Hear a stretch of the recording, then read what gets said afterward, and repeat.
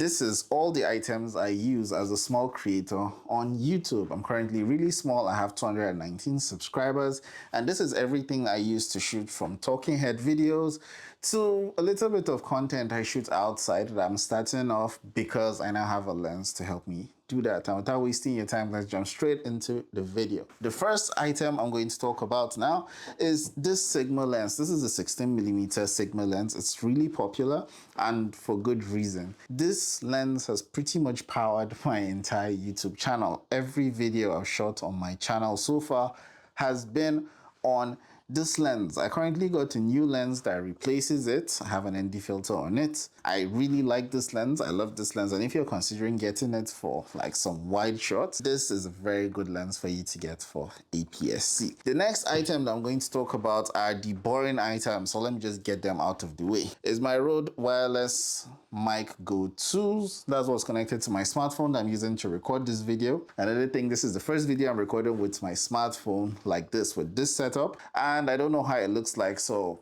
why don't you help me? Tell me if this video is good in the comment section. If it's bad, I'm sorry, but I'll work on making it as good as possible. The next item I'm going to talk about is quick release plates. It will make sense in a second when I tell you all the items I use with it. And these are some hard drives I use. This is a HDD I used to store footage that I don't really need anymore. And this is a SSD that I use to edit videos.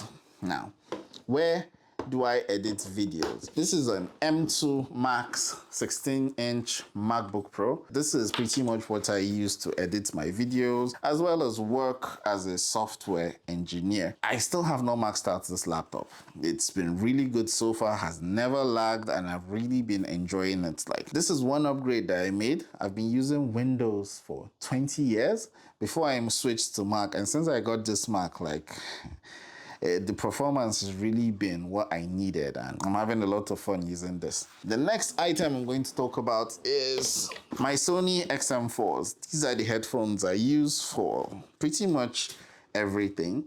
When I'm on flights, when I'm editing videos, I do everything with these headphones. I got the black ones. I know black is kind of like a boring color, but if you notice everything I have here, you know I have an interest in black. They're really good, very good headphones. Let's just go straight for it. Let me talk about my camera of choice, the Sony a6700. This is an APS-C camera, and on it I have the 56mm Sigma lens. This is a portrait lens. It's really, really good. Some of the best pictures I've taken are with this lens, but I'm more of a videographer. That's why I have my other lens right there.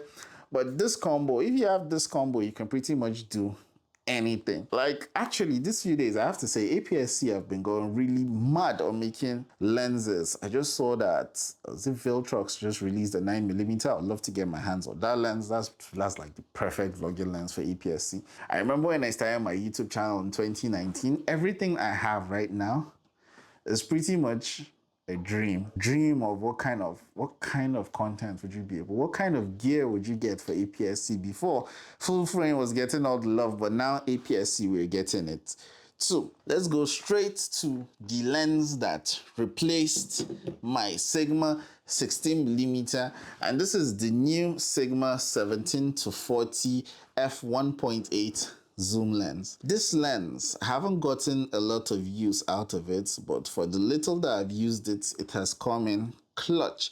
Like, the pictures from it are really good. The videos that you take out of it are really good. This is a nice up and about lens. The focal length isn't really that wide. It's not really as wide as I would want. You know, my dream lens is the 16mm, 16 to 35 f2.8 full frame lens. Once I get that equivalent to APS-C, I am pretty much done. This is the closest you can get to that on APS-C right now at this f-stop. This lens is amazing. The build quality is awesome, and I know I'm going to get a lot of use out of it. Now, the next item I'm going to talk about is this suction mount by Ulanzi. I have a lot of Ulanzi products, actually. So this is to help me mount my camera in angles that are not easy for me to get with my tripod. With this suction mount, I can mount it on your roof, on a wall, on top of my car. It gives me a lot of flexibility for mounting my camera. This is going to be a tool that I know I'll get a lot of use out of. I've actually used it in my car. It's pretty solid. It will not come off. Like, it's so strong that I mounted it to my wall and it ripped the paint off of the wall. Yeah, it's actually pretty strong. Next is another blurring item. The one I used to clean my lens. We'll just skip that and move straight to my Ulanzi tripod. This is a mini tripod. It goes really well with the claw mount. So the reason why I have this is because easily mounts on this, attach that to my camera, and I have a quick release plate system. I pretty much have this Ulanzi clip on all of my gear. I have it on my lights, I have it on my tripod, I have it on my camera. So it's actually very useful. I have a video on them. You can check.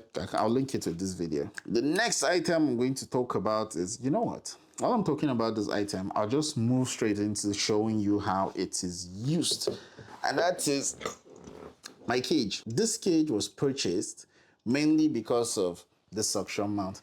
I needed a way to record like this pretty much. I needed a way to record while mounting my camera like this, not upside down. If I used it the normal way without having this cage, I'd have to it gets complicated in mounting my camera. So this gives me a lot of flexibility. Slides on like this, tighten it, and you have a really good system for mounting your camera. My camera goes in like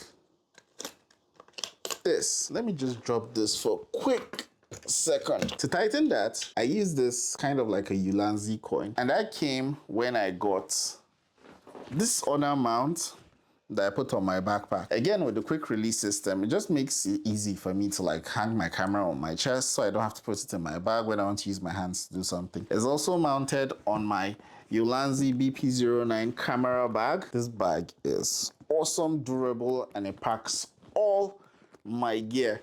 I'm sure there's 1,000,001 video done on this bag. If you want to see, you can check other channels. But if you want me to make a video about this bag, just leave it in the comment section and I would do that. So this coin is pretty much here, attached to this mount. And it's a tool that kind of helped me screw my camera in place. I think you get the idea of how everything kind of goes together. My quick release plates, use the same coin, tighten it, attach it to my tripod,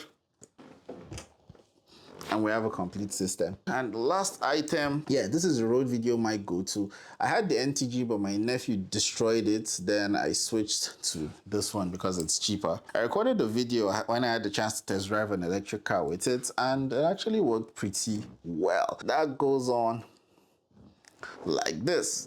And the final item I would like to mount is my lens. But before I do that, let's talk about this ND filter.